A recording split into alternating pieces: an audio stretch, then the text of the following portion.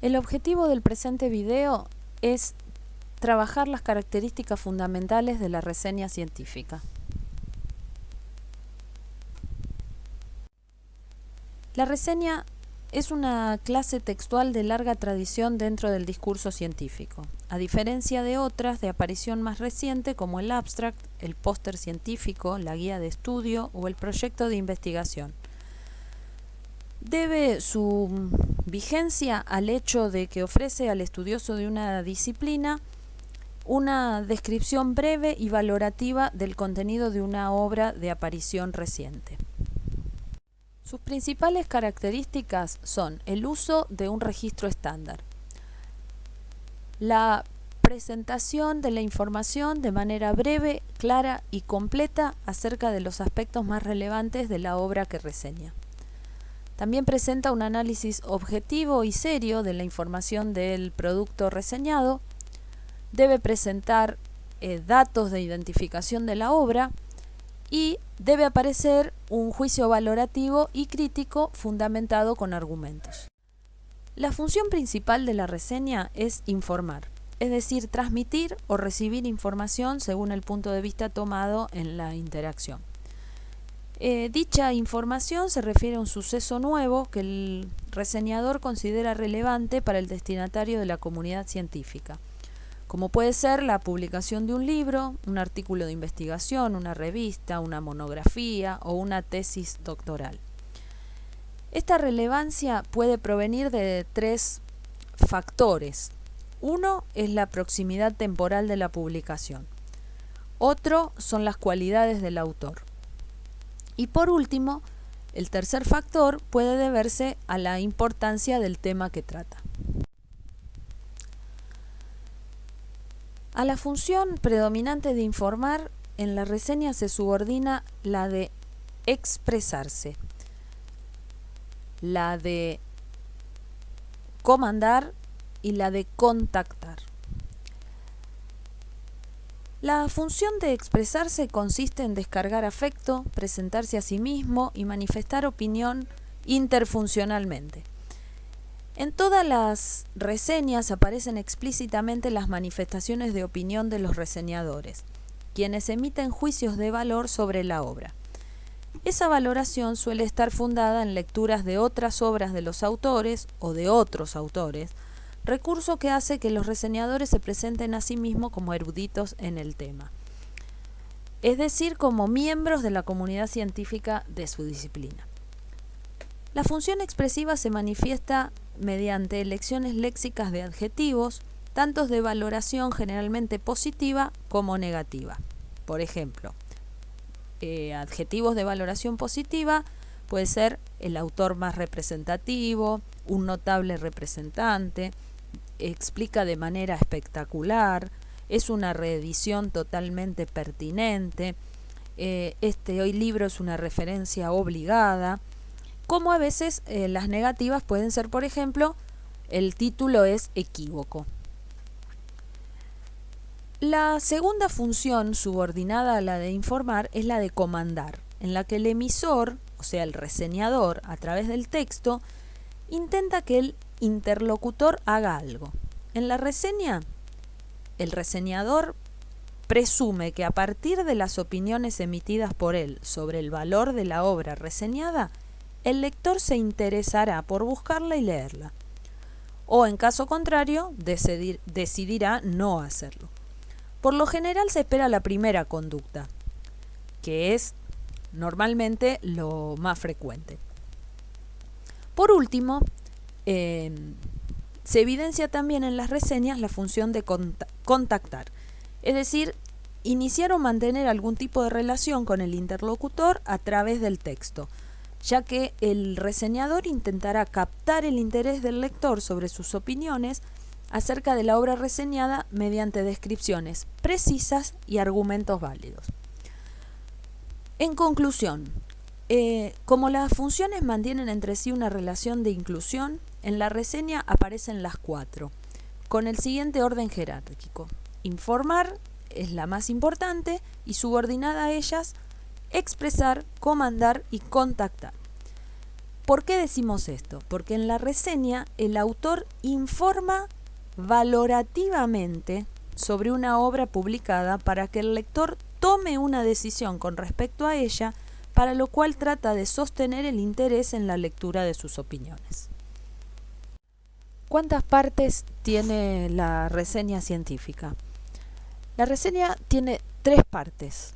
La primera son las referencias bibliográficas, la segunda la parte llamada comento y la tercera la evaluación.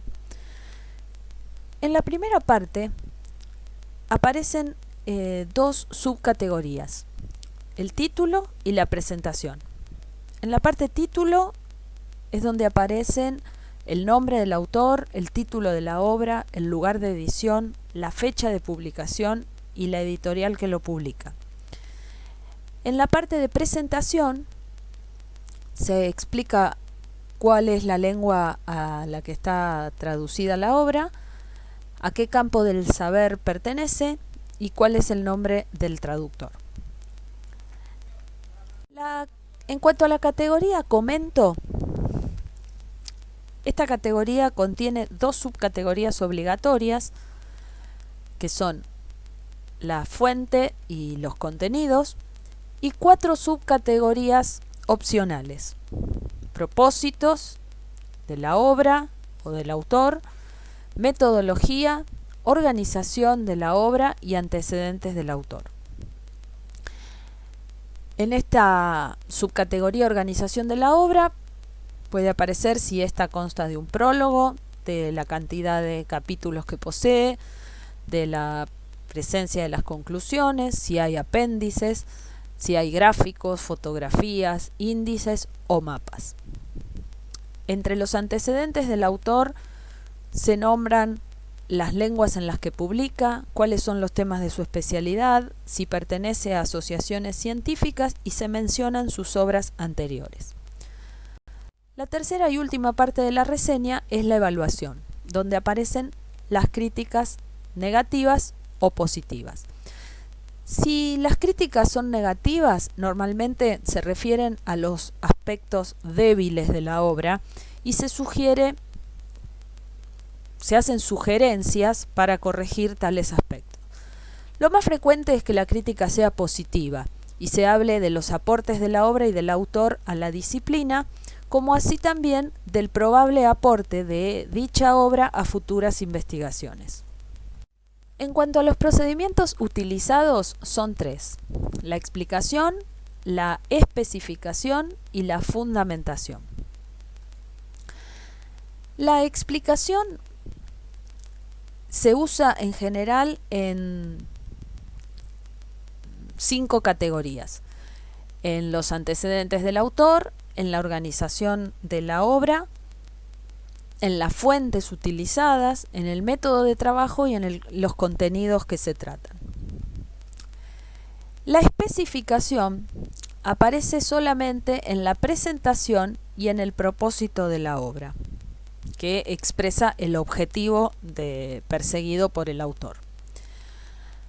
La fundamentación aparece en la parte de evaluación, cuando se fundamentan los aportes realizados y se argumenta la crítica. Si nos preguntamos cómo se presenta la información en la reseña, tenemos que hablar de los recursos retóricos y de las tácticas utilizadas por el reseñador. En cuanto a los recursos retóricos, podemos nombrar la comparación, la narración, la ejemplificación, la descripción que aparece asociada a la especificación y la argumentación que aparece en para fundamentar la información referida a la evaluación de la obra.